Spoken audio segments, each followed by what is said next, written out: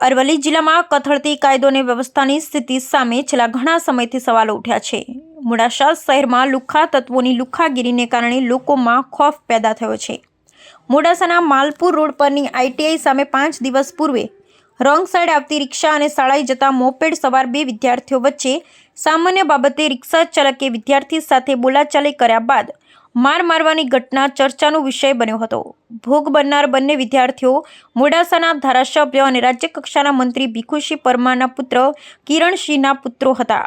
પુત્રને માર મારવાની ઘટનાની જાણ થતાં વિદ્યાર્થીના પરિવારમાં રોષ વ્યાપ્યો હતો, જે ઘટના CCTVમાં કેદ થઈ હતી।